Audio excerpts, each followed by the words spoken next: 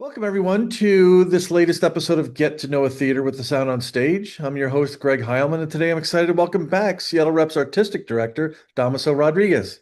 If you recall, last season we spoke with Dámaso as the Rep was preparing to present his first fully programmed season on its stages, a season which led us to recognize the organization with our award for Best Professional Theater Experience at our recent Sound on Stage Awards. Damaso and the Rep have picked up where they left off last season, having already staged a fantastic production of The Play That Goes Wrong, as well as Larissa Fasthorse's Fancy Dancer. Next up, the Rep is putting up a young production of The Outsiders, followed by a special 10th anniversary version of Come From Away, a musical that the Rep was instrumental in helping get to Broadway and was actually the first show I saw at the Rep after moving out here to Seattle. So please join me in welcoming back to Get to Know a Theater, Damaso Rodriguez. Good to see you again, Damaso. Hey, good to see you, Greg. Thanks for having me. So first off, congratulations on what I think was a great first full season and a good start to the second one. Uh, Appreciate it. I want to just quickly ask you, what is your comfort level with, I guess, just overall your comfort level with the area settling in, and then with what you've been able to put up on the Rep stage? Well, first of all, I'm really loving being in Seattle. Our family's doing great. We've been here together as a family now, more than a year, and I've been on the job more than 2 years. I'm in my third season. Hard to believe. So, um, yeah, comfort level. It's just I don't know that producing theater ever is comfortable. You're always making it up as you go along a little bit, and only uh, working with incomplete information, right? So, what is uh, always challenging and exciting, especially as a new artistic director. But even in you're always kind of a new in some way because you're programming following a transition in the country, like an election, or all of us are learning as we go, still reeling from the pandemic. But when you program a season, you are doing it with only you're only about halfway, maybe even just two or three shows into the current season. You don't know how the spring is going to go, for example, by the time you are budgeting and announcing. So it's never comfy, but it's wonderful to have gotten to know the audience a bit on my onboarding season, which was the season I inherited, which I thought was a great program in the 23-24 season, last season 24-25, and then to launch with The Play That Goes Wrong and to run that play longer than we had been typically running plays in the 700-seat Bagley Wright Theater for 4.5 weeks. And we chose not to extend it because we wanted to play the comedy full. And Uh, then the fact that we were able to utilize some dark time in June to revive the play for 3 weeks, is really rewarding and exciting just to see, a new level of audience that we hadn't seen since 2019, really. yeah. Now, do you have, and we'll get back to that a little bit, but do you have the same cast committed to come back in June? Well, that's all. We're all working it out right now. I mean, we'd like to. We also have two great swings that understudied our initial run, and everybody's going to be back together in January and February in Portland at Portland Center Stage. And then, as folks figure out their schedules for June, we might have to make little tweaks here and there based on availability, and maybe even uh, somebody coming on late that was in the original cast while one of our great swings steps in, or somebody leaving early, and all that's kind of we're figuring it out right Yeah. now. Okay. Now, when we spoke before, you mentioned as you're coming on, you've got a certain vision and a certain plan. Do you feel like you've been able to put that into motion completely? Is it still a work in progress? Well, it's always a work in progress. I think, and I think all theaters right now are startups. Maybe they always were, right? You're always rebuilding. The audience is always changing, the culture's changing. So, I think Seattle Rep has great capacity to grow. We have three theaters. We program seasons in two spaces, full runs in our two main spaces. But there's a third space there that could be activated more often. Next season, the one that we're looking at for 26-27, we're trying to get back another show because historically we had produced eight seasons a year, plays a year, and for a while it's been seven, right? So there's still room to grow there, and also um, the Seattle Rep is most exciting when we have two plays running simultaneously, where you have both lobbies full with Oh, two different yeah, it's audiences going hopping. on. Yeah. And I'd love it if we could do that more often, right? So that's something that's going to take us, years to develop that muscle and grow the audience for theater, and Yeah. sustain that. And speaking of audiences, I mean, we were extremely excited about what you've done so far, and I think that's obvious in our reviews, et cetera. But what is the feedback you've been getting from the public, and has anything somebody has said sort of made you change your direction a little bit, or how's that going? Yeah, I mean, I think that there's I think ultimately what I'm learning is that there are multiple audiences, right? I mean, there are uh, there's a certain core audience for theater in Seattle or theater nationally that are already invested theater goers. They know the names of the playwrights. They kind of are following theater nationally in New York and London, and they are very invested in what the latest in playwriting is and what the sort of local production of a play that had maybe premiered 2 years ago in New York City, et cetera.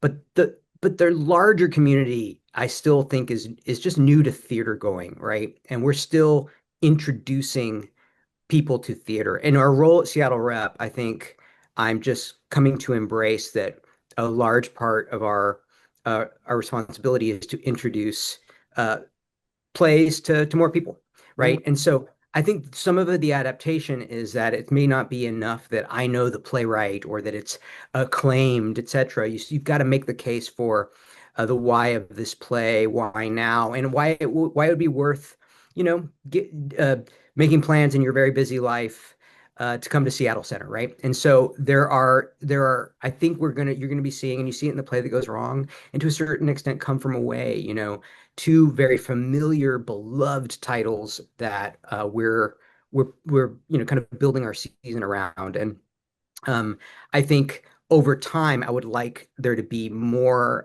maybe unfamiliar material in a season.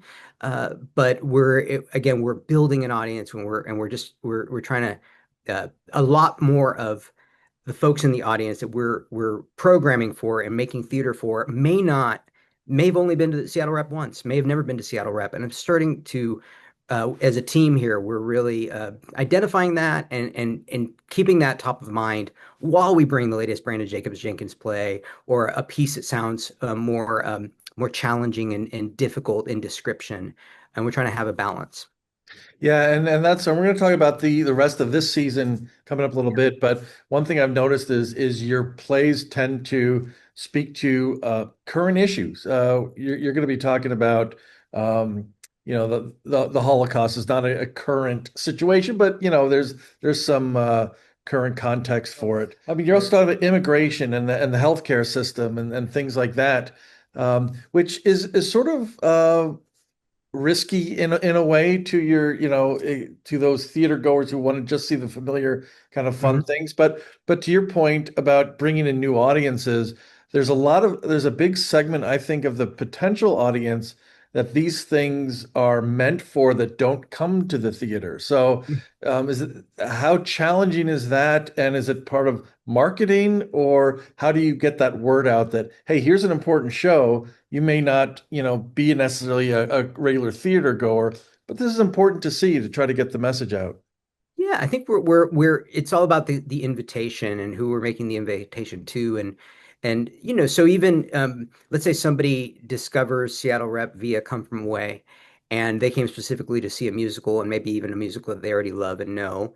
And I do think there's that invitation and that opportunity to say, come see this provocative play that's very different from that show, but is also like a wonderful piece of theater, and we try to maybe invite them back. I mean, that's just the sort of first step. But I think we're also saying we don't, every production isn't the same. Every play isn't the same. Maybe we're trying not to run them the same length. Maybe a touring production of something more uh, challenging in terms of content. Like Here, There Are Blueberries isn't meant to run 5 weeks like the musical Come From Away, and yet ought to be in our season and has a really important reason for being, important story to tell, conversation to start. And our job is to invite folks who maybe just saw the play that goes wrong to come see this really important other piece of theater. So I think, yeah, it's tough to answer. I think we're experimenting and we're also saying, look, it might not be the same audience. Maybe we're serving many audiences. Mm. But when designing the season, still, I think we're trying to imagine someone who comes to see all the shows. And so it also works in that format where, if it can't be just all, silly, wonderful comedies all the time, right? It can't be large scale all the time for a lot of reasons. If you think about com the play that goes wrong, followed by a solo piece, a very personal story, Fancy Dancer in the intimate second stage, and then we're back with a musical done in a fresh and exciting way in the Bagley Wright, and then we follow that up right away in January with the Heart Sellers, which is a two-character play in told linearly in real time, and yeah, it intersects with topical issues. The characters in the Heart Sellers by Lloyd Suh are new to this country, and one is a Korean immigrant, and one is an immigrant for the Philippines. And it's set in the 70s, shortly after the creation of the Hart-Sellers Act, which opened up the countries from which we would accept immigrants and grant visas, et cetera. You could think that that was a response to the current moment in a very intentional way. I wouldn't say it starts like that. It starts with what are the significant plays being written? Who are the sort of most exciting and talented writers across the country, or even internationally? And we want to make sure that those plays are on here in Seattle at Seattle Rep. And when you just follow the artist's lead, they tend to be responding to the world, right? And oftentimes a story that's very personal and specific is the way to achieve a kind of universal theme, right? That is a tradition across art. And so, it's somewhat coincidental. I didn't set out to program a season that would have conversations started around healthcare, around what it means to be complicit in in injustice, right, or harm, or atrocity, right? What does it mean to receive outsiders in your country, right? What does it mean to be excluded, right? Those weren't like the themes we set out, but when you listen to the artists and start to essentially assemble a season where one play is responding to the other, a conversation inevitably starts, I found. And then you realize, oh, look, we've created a season uh, with themes of resilience and community and perseverance, right? And that is something I think that the world always needs. So it feels very timely and current. Sure. Well, speaking of community and the best in people and getting kind of the uh, sunshine in a dark time, let's talk about Come From Away, which, as Yeah. I mentioned, was the first show I had seen at the Rep when after we moved out here. And the Rep, it's had a great deal of contribution to getting it to Broadway as it kind of made its path there. And it's just, boy, it's a phenomenal musical Yeah. with great music and just great storytelling. First of all, what was the impetus to bring it back to the Rep? Yeah, so it's hard to believe it was 10 years ago, around the same exact time of year, around the holiday season in 2015 is when you would have seen Come From Away. And so many people that I've met since I've been here talk about their early experience with Seattle Rep, or one of the most memorable being getting to see Come From Away at that time. So it's a really important play in Seattle and in this theater company. Uh, the national and international tours have Come From Away. We're starting to end their runs. We knew that was happening. Uh, I'm probably 18 months or 2 years ago. I was sort of aware of the fact that there would be an opportunity for Come From Away to be produced around the country in the first set of productions that weren't that original production, which was Right. directed by Christopher Ashley and that original design team and those original casts. And so, the question did come up: would Seattle Rep on some level participate, right? And what has happened since is that Come From Away was named by American Theater Magazine as the most produced play of this upcoming season, Oh, with wow. 23 productions around the country, ours being one of them. So I actually would have hated if we had talked ourselves out of it for some reason and not produced a play to be part of what I think is like now a national celebration of this, incredible piece of theater. And I think more productions are going to happen. Yeah, so when it came up one was, would the rep be interested? And then my take was, yes, but how would it be different? And I know a lot of folks are going to be coming, maybe more so than in other theaters that are producing the play. There are going to be folks in the audience that really knew the original version. And I had a conversation, just a timely conversation with a great director of musicals named Brandon Ivy, who was the associate artistic director of Village Theater until very recently, is now the artistic producer at Center Theater Group in Los Angeles.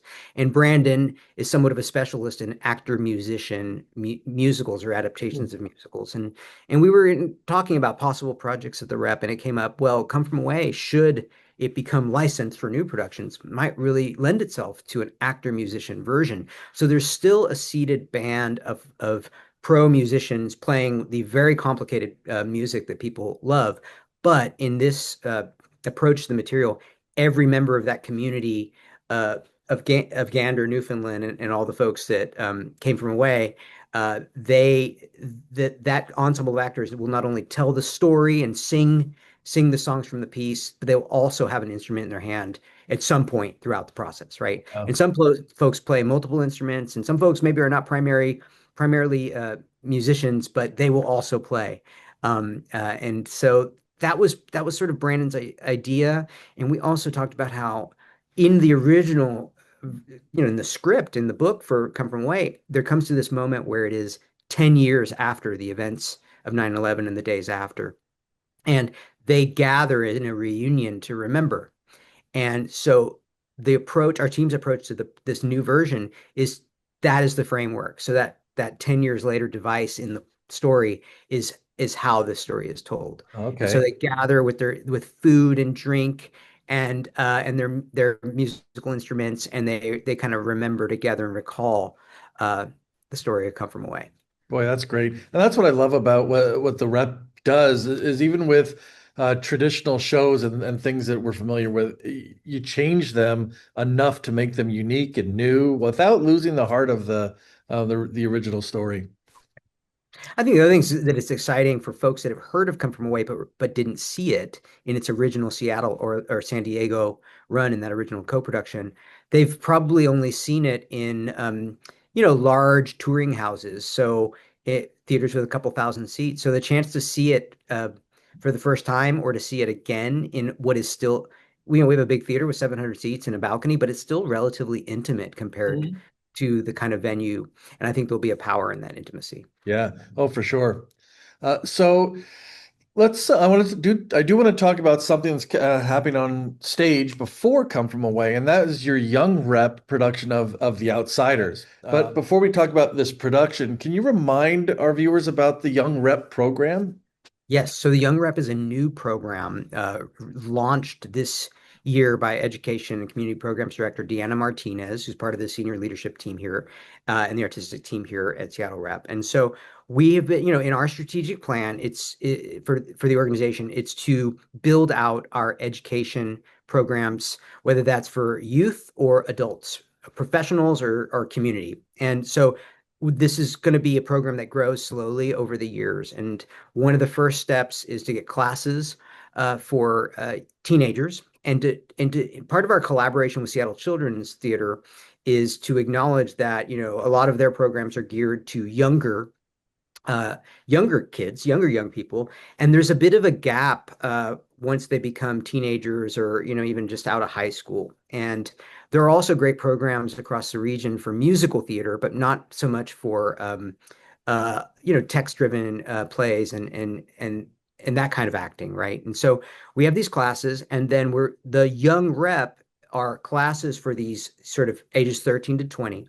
And The Outsiders is a production intensive that includes a fully staged, designed piece. This is not the musical. I want to emphasize this. This is a long-standing uh, adaptation of Ah, the okay. book for a large cast of young people. So we have 25 student actors ages 13 to 20, and they have been rehearsing together a few days a week since the beginning of September. And it will culminate in 8 performances in November in the Leo K. theater, supported by a professional design team, director. They get to do their costume fittings in the costume shop, so they get this full experience. And this will build into a program that hopefully has, this sort of holiday slot opportunity as well as a summer opportunity that complements similar sort of youth camp style uh, Yeah. performance intensives. Well, thanks for the clarification on that because I was going down the path that it was the musical and but it's good to know. I didn't even know that another version existed. Yeah, yeah. And so, and so we're already identifying what is the next young rep uh, project, but it's great. Just sort of reinvesting in education and creating a space for young people to be in the building, really not creating, but expanding that space, has resulted in just more young people and their families coming to see the shows this year. So it's been really rewarding. Yeah, and you look through the crew and the creative team, and to your point, it's not it's there's no slouches on that group. I mean, Mhm. it's a top flight group of creatives that are helping these kids put this together. So Yeah. it sounds like it's going to be a good production. Yeah, worth checking out. Um, so moving on to Beyond the Outsiders and Beyond Come From Away, can you talk us through a little bit about the rest of the season? I mean, I know we touched on it a little bit in some of the themes, Yeah. uh, but what we can expect? Sure. So very early in January, unusually so, we're going to open the Lloyd Suh's popular play that's being produced around the country called The Heart Sellers, which I referenced earlier. And that'll be in our Leo K, and it's just going to be a beautiful it's a very heartwarming, heart-filling story of friendship and sort of two people that bond on a lonely night when they're each alone on Thanksgiving. They meet in the grocery store, and one invites the other into her apartment, and they end up making a turkey and a Thanksgiving dinner. And you get to know these two characters who, while both being immigrants and both being Asian immigrants, are from very different cultures, and they sort of learn how they are alike and how they're different, et cetera, through the course of this evening. And this is a piece that's getting done at theaters all over the country, like the Guthrie Theater, and it's running at South Coast Rep in Southern California, and so it's also on one of the most produced plays lists. So you're getting an early production of that play at the Rep, and it's opening in January, which oftentimes we don't open closer till February, but next summer's World Cup activities on Seattle Center made us say, Yeah. why don't we just sort of like kind of get our season winding down a little earlier before we're all distracted by the events of the World Cup. So after that, we are back on the Bagley Wright stage in late January and February for the national tour. It's actually an international tour now of tectonic theater projects. Here, there are blueberries. And And Tectonic just is that's the group that people may have heard of through the Laramie Project, right? exactly, yes. And they do a kind of a devised theater making where they have an ensemble and they often interview real people to create plays like the Larry May Project. In this case, they like to talk about this piece as a detective story, and it centers around an archivist in the National Jewish Holocaust Memorial Museum in DC, who in 2007 received a photo album with just filled with photos of people celebrating and having a good time. And as you look more closely at the pictures, you see and realize that these are Nazis on the other side of the wall at Auschwitz. So the community that was living next to and supporting Auschwitz was also having birthday parties and taking family portraits and celebrating Christmas. And so the play is all actually about the archivists. They are the characters in the play, and you see them discover these photos, which are projected as part of the experience of the play, and then they start to investigate who's in the image, who are the descendants. They become characters in the piece. It is extraordinarily powerful. It was a finalist for the Pulitzer Prize. It was featured on 60 Minutes, and it's just getting done all over the world. And it is with the tour comes audience discussion materials. So part of the experience of the play is the conversation that you have after the play. So Excellent. really extraordinary piece of theater. And I love the difference between the season can contain uh, the play that goes wrong and here there Yeah, are for sure. it's Yeah. part of I think what what our vision and mission is here. After Here There Are Blueberries, we'll go back into the Leo K, which is our 300 seat theater, and we'll do Mary Jane by Amy Herzog. That'll be a new Seattle made built production, all local cast, and it centers around the character of Mary Jane, who is raising a chronically ill young child, and the community of women caregivers around her, right? Whether it's the manager of the property manager of the apartment she lives in, or the nurses who help her care for her child, and other folks that live in the building. And similar to Come From Away, it takes something that is very a sad subject, a painful subject, and you might say, how could this be anything but a sad or depressing story? But kind of miraculously, because it is truly a great piece of playwriting, it makes you feel better about people. And as our director, Allison Narver, says, one of the themes in that piece is that care and love are verbs, right? And it's sort of you sort of you feel that, and it's just I think it's one of the best plays of the last 10 years. And then we wind up our main subscription season uh, in May with Brandon Jacobs Jenkins, Appropriate, on the Bagley Wright stage, directed by Timothy McHugh and Big A, and that another local director. And I should have mentioned that the director of Hard Sellers is Sunam Ellis, so we have quite a few local directors in this season. Uh, and Appropriate, do you know it, Greg? Did I you do see not Appropriate? know. All right. So Appropriate is it was on Broadway in a revival in 2024 and won the Tony Award for revival. Brandon Jacobs Jenkins, the playwright, just won the Pulitzer and the Tony for his next play, which is called Purpose. And so, but this is the predecessor to that one, and it's set in the South in the present day, roughly, and it's a Southern family in the tradition of family drama pieces like August Osage County or The Little Foxes, but it's sort of Brandon Jacobs Jenkins is, I think, one of the great playwrights alive today, and his unique point of view as a black man writing about a white family in the South and their legacy to racism. But it's a piece that's just explosive and funny, and then there's a gut punch, like plays like August Osage County, Mhm. and that will be a big ensemble cast, and just like one of those great unit sets that are meant for that Bagley Wright stage. Yeah. Well, it's funny as we go through because we're now in our fifth year, I guess, with the sound on stage, basically. You notice trends after a while, and it seems like anything Timothy chooses to direct Yeah, is a winner. He directed Hello Dolly, he yeah, directed Fat Ham, I believe, right? that's right. Here at the Rep. Yeah, Yeah, and then Color Purple. yeah. Each of those have, won our awards for either best musical or best play. So, This is a wonderful play. It's also, just electrifying and shocking and funny, and yeah, it's deep and meaningful and has chewy themes, but it's also just like a great night of theater. And so many of the kind of great classic plays are like that if you think about it. yeah, And this yeah. has sort of a traditional play structure.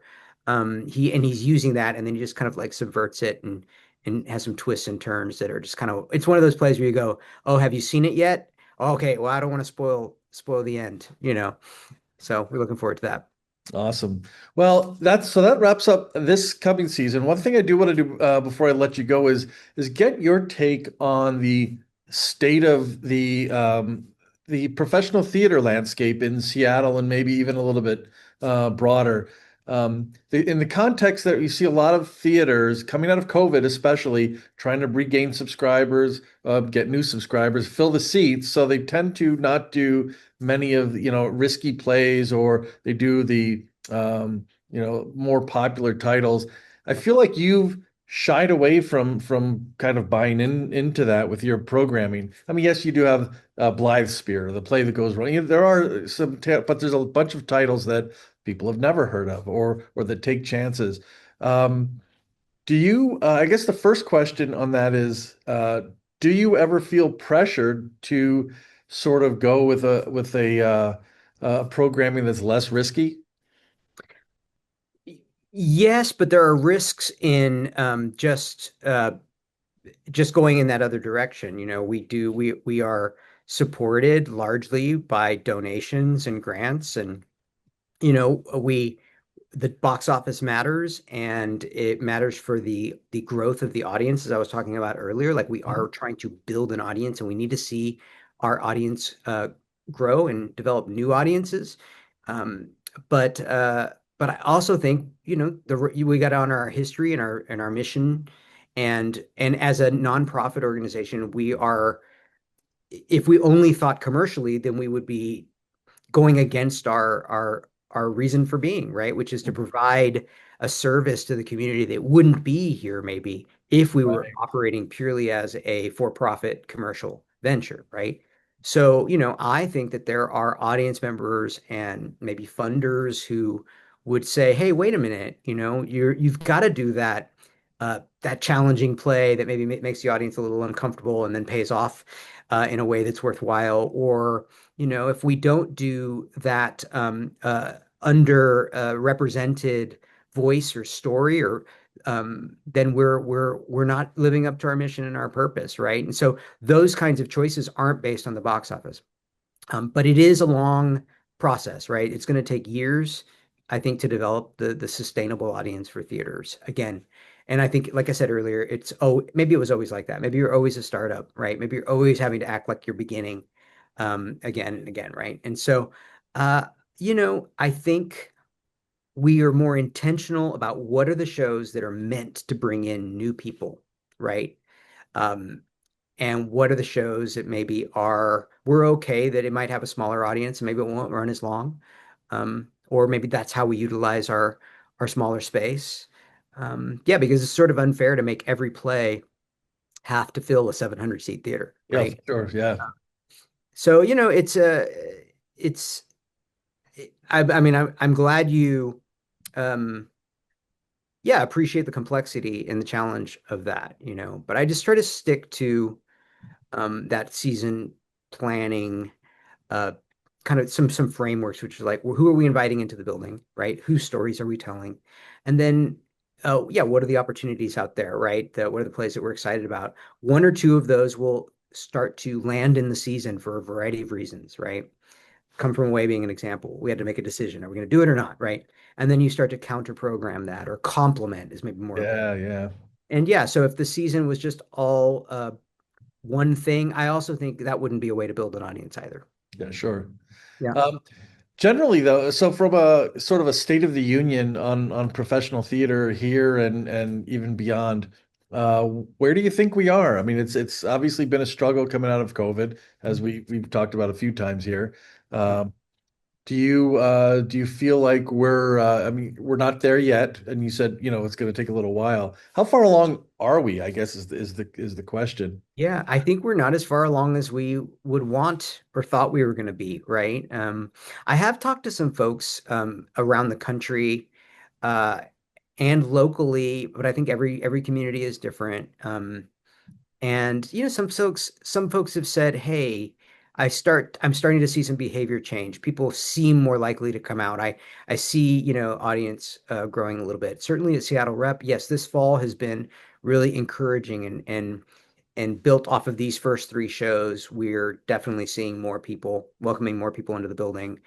There have been more performances on the stage. If you look at if we go back and we'll look at The Play That Goes Wrong, followed by Fancy Dancer, which ran for 6.5 weeks, in order to accommodate more young people via our partnership with Seattle Children's on that show, and then Come From Away, uh, which is now running an extra week through January 4th. So a 5.5 week run, more people are seeing plays. So that's happening. The second half of the season, though, you're right, has more of these lesser known pieces, maybe Mhm. pieces that sound that aren't as escapist or specifically, heartwarming and fun by that traditional definition.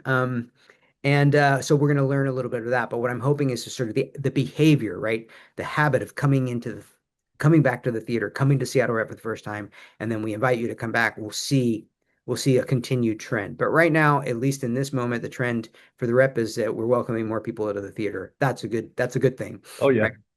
Um, I believe, yes, look, we have fewer productions happening in Seattle and across the country uh, than there were before the pandemic, right? So there's less theater being made, and that means less opportunities for the theater makers, and so that's a fact. And the behavior of society, changed. It was already changing with social media and the sort of easy availability of anything on your computer or your phone. Yep. And when you see the film industry struggles with getting folks to come to the cinema, right? Oh, yeah. And so it's no surprise we would be having similar challenges. I think that we have to position ourselves as theater makers for um, a long journey, right? We're not going to just snap back to the way things were. We're building a new thing. And so I think that's the state of it. The hard part is that it may take longer than folks have the resources to wait in terms of as producers, right? Yeah. Yeah. So, it's difficult, but in the moment it's encouraging. And I see theaters in Seattle adapting, right? I know you've covered this well, but like with the new Union Arts Center with ACT and Seattle Shakes, Yep. you know, banding together. You see our collaborations here with Seattle Children's Theater. You see what's happening with Seattle Theater Group in the Fifth Avenue Theater, and I think just spirit of co-production, folks working together. I think that's another good sign. Yeah. Yeah. Community. I mean, theater is a community. So, That's right. yeah. So next season, have you mentioned that about, I guess, March-ish, that sort of time frame is when you start really digging into the next season. I assume the process has started though already. Oh, yes. I mean, our goal is in the spring, perhaps in March, to announce the 26-27 season. It's so hard to say some of these years to think that I'm in the right year, but yeah, we are very much in the thick of that process, and it's earlier for me than it has been because you imagine my first season was sort of like let's just observe for a little bit and kind of on board, and so that delayed maybe the programming for for the first season that I curated with the team. The season that we're in right now came together a little bit earlier than its prior year, but this coming season we're I mean we've already announced a show, for the 27 season. We have a co-production with Cleveland Playhouse of a new musical, world premiere musical from the same producers of the original Come From Away, called Freak the Mighty, which is an adaptation of a young adult novel, and that's going to be running in May and June of this season at Cleveland Playhouse, and then will come to Seattle as the opener of our fiscal year 26-27 season. So we're definitely living in the future while still being very early in our current season. That's awesome. And your relationship with the Oregon Shakespeare Festival seems to be as strong as ever. Is there anything to report on that as far as shows that you're doing now that might be going down there or vice versa? No, there's nothing like that. Just right now it's just a lot of artists in common. There's obviously a strong Seattle connection between Tim Bond and Rosa Joshi and Caitlin McIntyre, and just there's a lot of those are known Seattle artists who Yep. are at OSF. I was down there recently and had dinner with Tim Bond, and we had a similar conversation where we're just saying, yeah, what are the ways we might collaborate, but nothing formal right now, just a lot of sharing ideas and colleagues. Excellent. Well, Damaso, thank you again for taking some time to sit with me and talk about this season, next season a little bit, Mhm, mhm. and basically what where you think theater is at, and some more about your philosophy on programming. It's always a pleasure to kind of pick your brain and see where you're at. And again, we've been really impressed with what you've been able to put together and the momentum you've built in Thank your you. tenure here. You're pretty new tenure at Seattle Rep. Well, thanks a lot, and thanks to you and your team there, and all that you're doing to support theater. We really need it. Excellent. So our pleasure to, that's what we want to do, kind of lift theater up. And it's like we talked about, it's a community. So once again, thank you, Damaso, for taking the time to join us here on this episode of Get to Know a Theater with the Sound on Stage. Your host, Greg Heilman. And until next time, I will see you at the stage door. See you there.